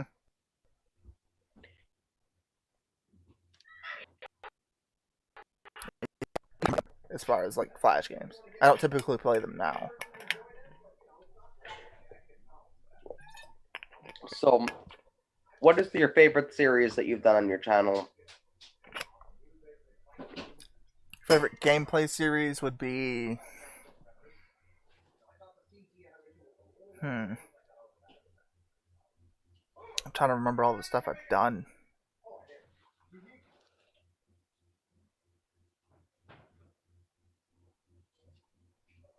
I don't remember. My favorite current one would be Resident Evil 3. But overall series, not gameplay included, would be Jackass Goku. Here's one. Your Twitter, your viewers don't seem to be on Twitter too much. You have about 600 something followers. Yeah. on Twitter. Okay. So what happened with that was like this is my third Twitter account. Oh. The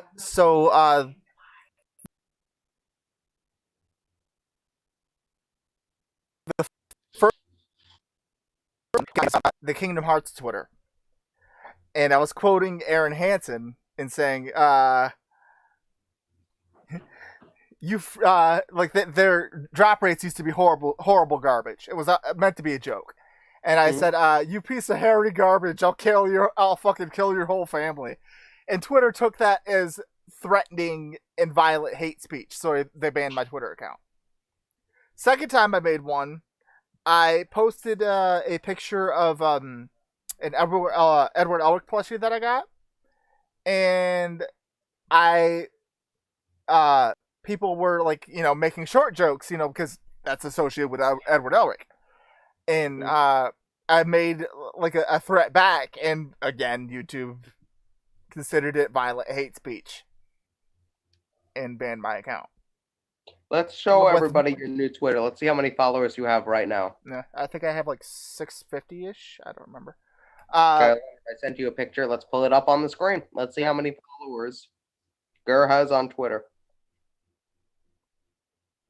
I've got 807. Now, I have to do this. What?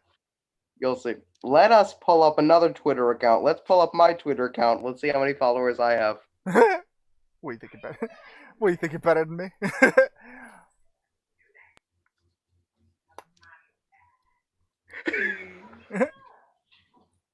What, you think you're better than me? Yeah, my original, let me see, like, with my original Twitter account, before it was banned, I had 2,000 something. Mm-hmm.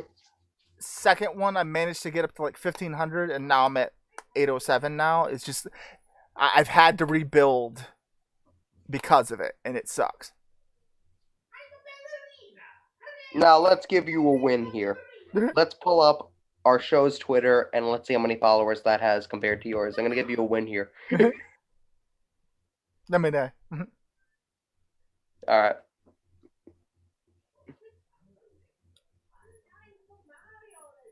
$194 followers here. 807. Again, I had to rebuild my brand. Like, this is the third time, so it's like... YouTube-wise, how many followers?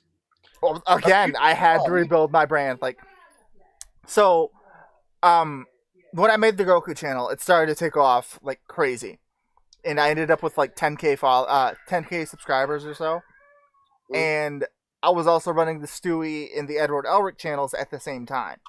It was too much work to, upload 5 videos a week for each channel, so I merged them all together. People did not take kindly to that, and I lost pretty much all my subscribers, so I had to regain everything.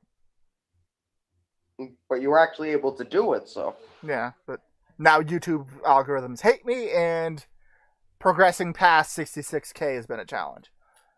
Like, that's... Oh, don't worry, it hates me too. Yeah, YouTube algorithms are awful. I vote for going back to the 2016 algorithm. Mm-hmm. I really do. See here, here's one. Chrome Uzumaki says, love that you're being getting interviewed. Do you have ideas that you want to execute on your channel but haven't? Like different kinds of videos. I don't know if you've been already been asked. I'd love to continue to do Jackass Goku. I want to continue Dragon Ball Super. At one point, I have scripts written for a Bleach abridged series. I have one written for an Inuyasha abridged series. I have one written for a Yu Yu Hakusho one. Me and Mark, Malzar, we were doing a Full Metal Alchemist Brotherhood abridged series. Like, I'd love to continue all that stuff. But, again, editing. Like I said, I'll try to hook you up with a good editor when we're done with this. Appreciate it. Here's one. Alexander Hayward again. This guy asked you a lot of questions. Gur, what is your rosé opinion on Koizamasu? Oh, he's a slut. I don't know why he does that. Like, he needs to be more refined and sophisticated. But yet he insists upon...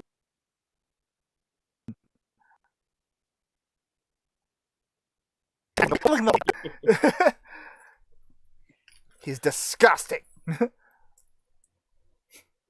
There you go. So, He's a snoot. gonna be ending in about 10 minutes. So, guys, if you guys want to talk to Gur, you're gonna run out of time to join the stream. Joe, I sent you the script for that, right? I think I did. Hold on. Like, I had most of the actors turned in their lines for the pilot and everything. It's just editing, man. That's where all my abridged series and shit fail. Because, like, the editors that I have either bail on me or I just get burnt out from doing it. I'll let you do an ad here. Gur is looking for an editor. Mhm. How much? He will pay 1 cent an hour. Bruh. Like, if it takes off, sure, I'll be willing to pay him. Let's see. Sorry, Where I the meant fuck- he'll pay 1 cent a month. Where is the script? Okay. Alright, let me send this to Joe real quick. One of my close friends that is in chat. All right, everybody. I put the Zoom link in the YouTube chat. Are you on Twitch also? Yes. Would you be able to put the Zoom link in there and see if anybody wants to join? Yeah.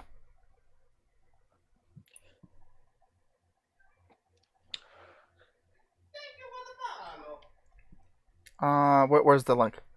Let me send that to you here.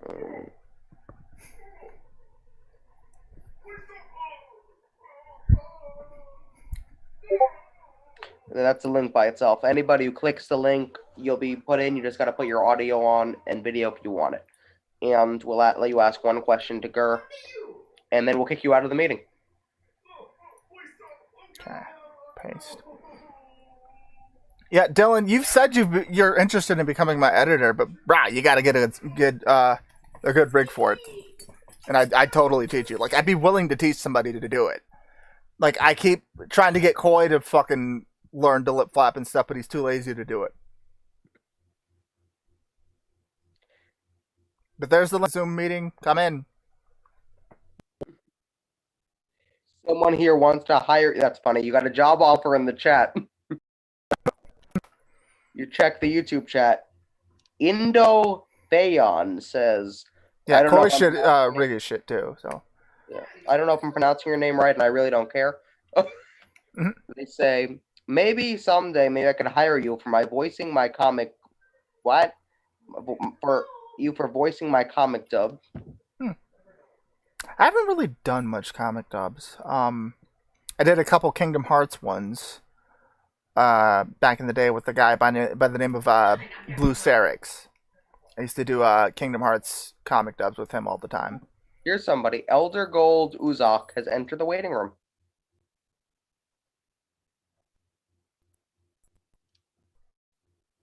Follower of mine.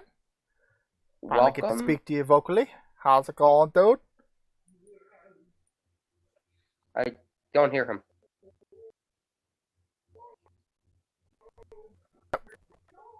Connecting. Hello? Hey guys, what's up? This is what? Elder God. What's up? How's it going, dude?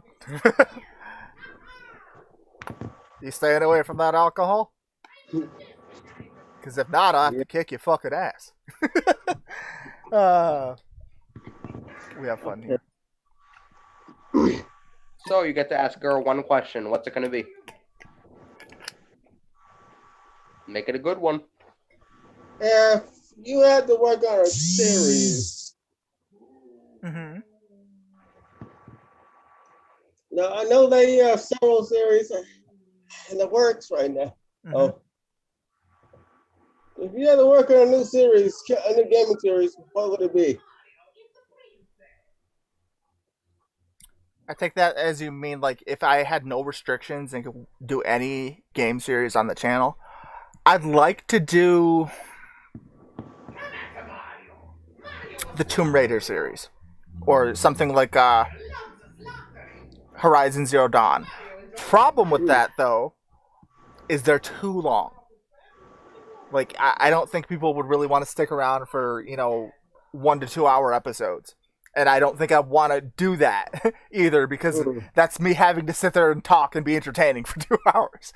So like, and that's exhausting. I couldn't. Definitely no, you can't do that. Yeah, like we've been live here for about an hour and 45 minutes, and I'm having to constantly drink water because my throat is parched. Like, I can't imagine having to do that as, like, say, Vegeta, for example. My throat would be just gone by the end of that.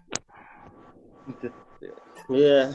So, like, 30 minutes to maybe 45 is pushing it for as long as I'd make an episode of a game series. But I would love to do something like the Persona series or Horizon Zero Dawn or Tomb Raider. I would love to do that. Well, here's the question for you. Which series would you like me to do? I like for you to do like a Star Wars Story, the Avengers set series, like Star Wars Story, the Avengers set, because I know I used to play Star Wars Story, the Avengers set, and that game was kind of quick. Mm-hmm. I got through it in like 3-4 days, maybe. Yeah, I am a huge Sonic fan, so I'd be willing to do that. Yeah. Hey, Tan, how's it going? Thank you. Dylan, a decent laptop would be the one I'm using currently is an Asus. I forget what the model number is, but it cost me $1,100 for my laptop. And then my mic is the Audio Technica 2020, which that was $150. And then the amp that I have is a Scarlett Solo, which was another $150. So around $300 for my mic, and then $1,100 for my laptop. You know, because you make so much money, millions of dollars from YouTube, you can afford these stuff. Shit, this came out of my own pocket. Nobody donated nothing.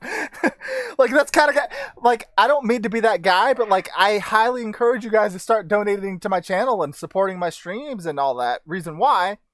Otherwise, like, all the equipment and the games and stuff, it comes out of my own pocket. So everybody donate $500 a piece to Gur right now. Mm-hmm. So he can buy a new. Like, I would love to quit my job and do this full time.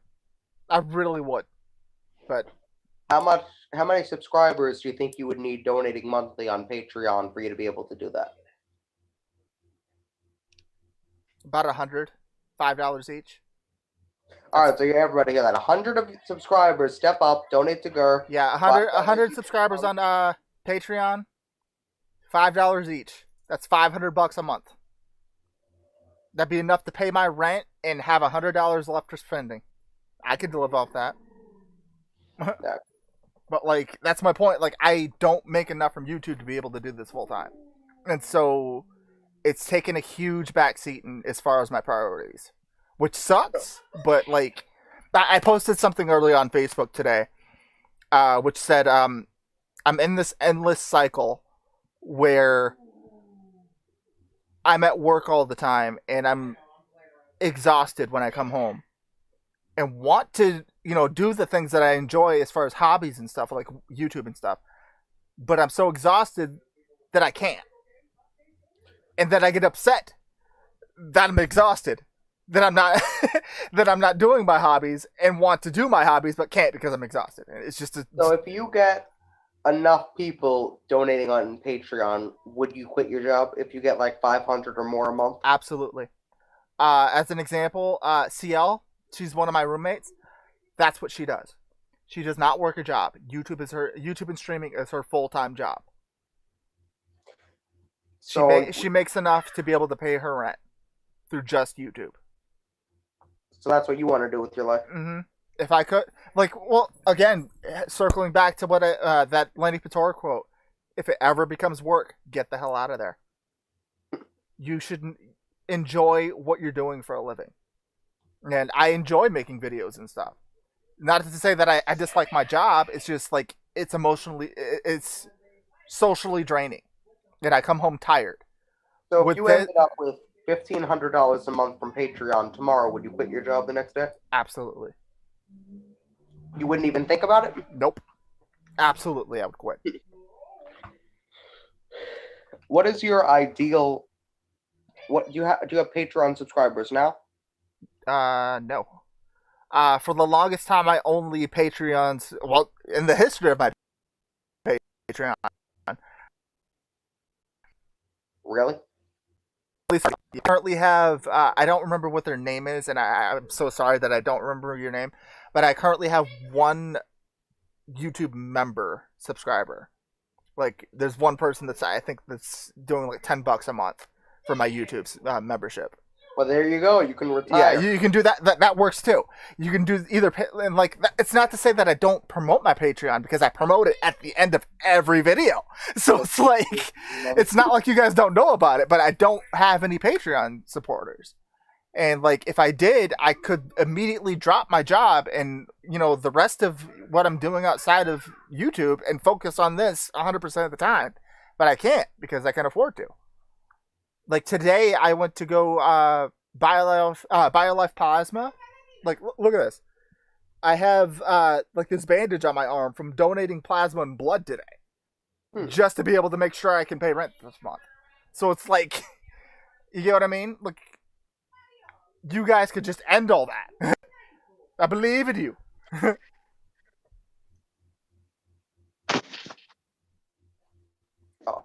on, I'm glitching here. I think you just came in on your phone, or what? What are you doing?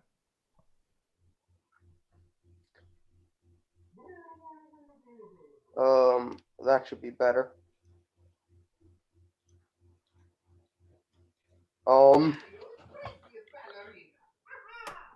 Okay, that's funny. I'm scrolling through Facebook and just looking for memes.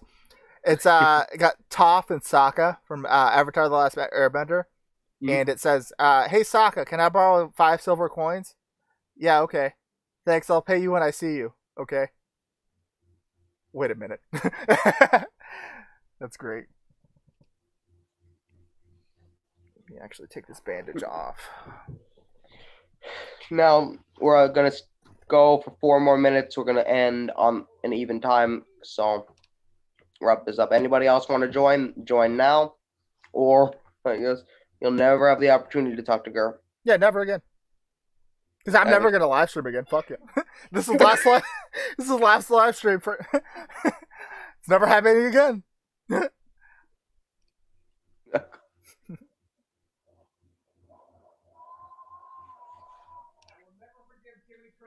Now, I'm trying to what? We've been here for like 3 hours, so I'm like all out of questions here. Why like doing long games like that is for Let's Play series is so difficult. Because you run out of things to talk about. I'm doing Dragon Ball Z Kakarot as Goku on the channel. Like, I was doing half-hour long episodes, and I was running out of things to talk about and be entertaining with. It's difficult. And, like, we've been live for almost 3 hours, and we're like, Oh, we got. Oh, good. We don't have to worry about that right now. David saying MUI has entered the waiting room. All right. Let's let him talk about that. He's joining now. Hello? It's connecting. Okay.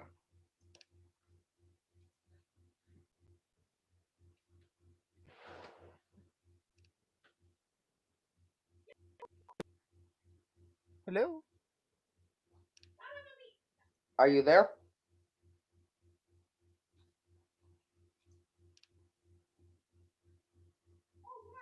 Connecting.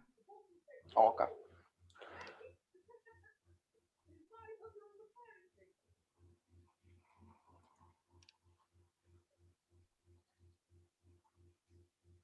Come on, internet.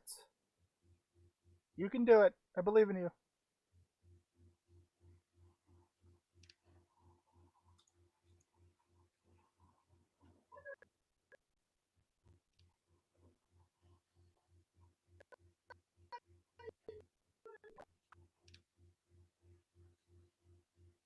What happened?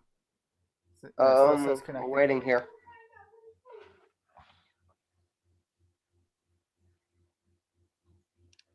David XANMUI, I believe in your internet. It can do it. Okay, it's working. There you go. Hello. All right. Hi. How's it going, dude? It's going good. Good. So I want to just ask a few questions because I've been trying to get this damn thing to work. Oh, no worries. Go for it. So just I'm just throwing it out there because do you still play Xenoverse 2?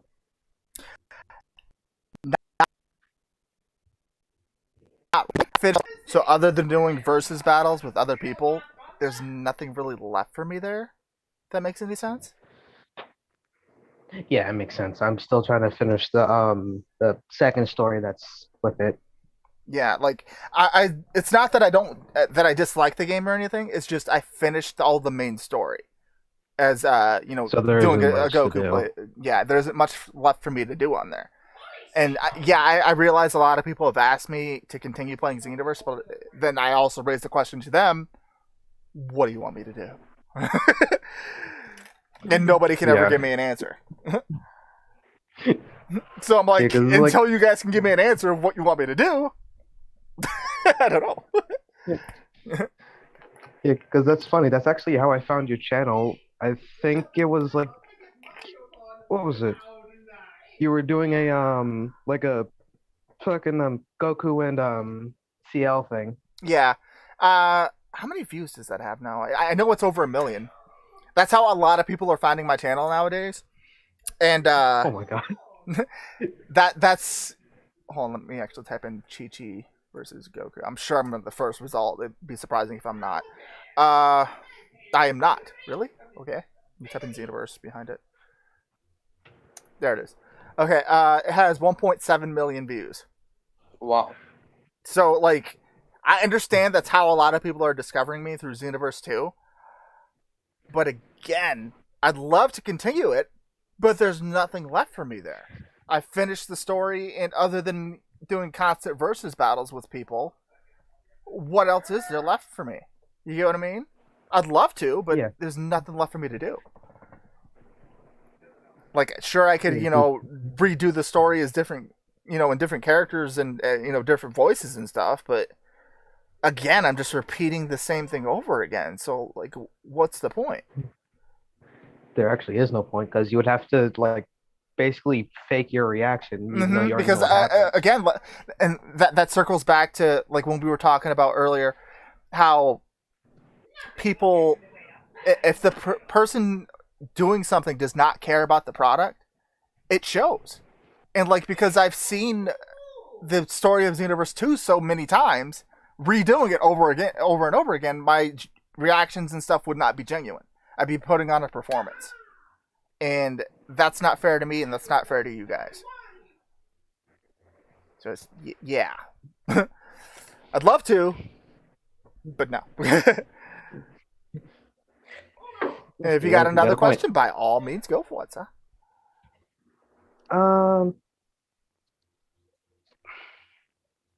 Okay, here's one. Like, what's your most favorite game? Overall, I don't know. I enjoy the Devil May Cry series. Devil May Cry 4 was really good.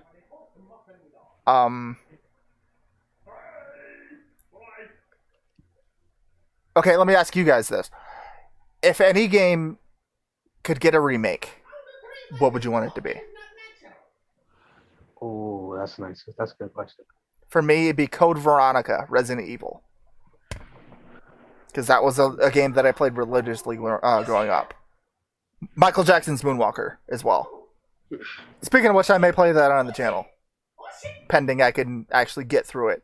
Because I'm not sure if you guys were alive at that time, but games within the 90s and 80s and stuff, they were notoriously hard and difficult.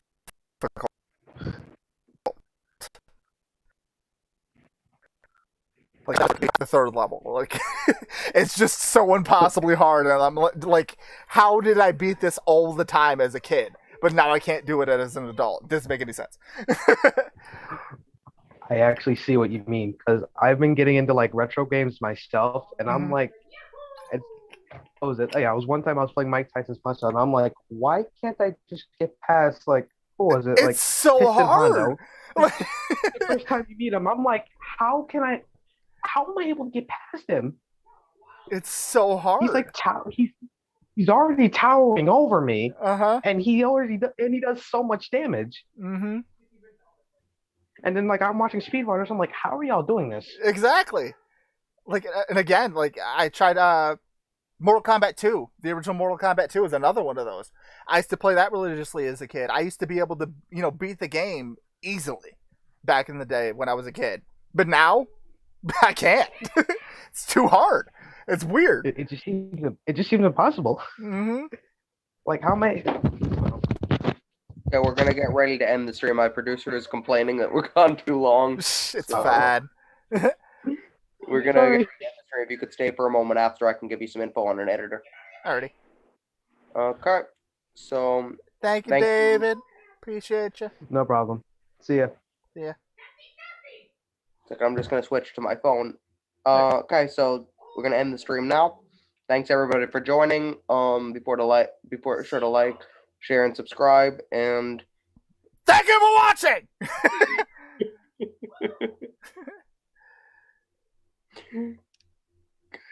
Let us know when we're not live anymore.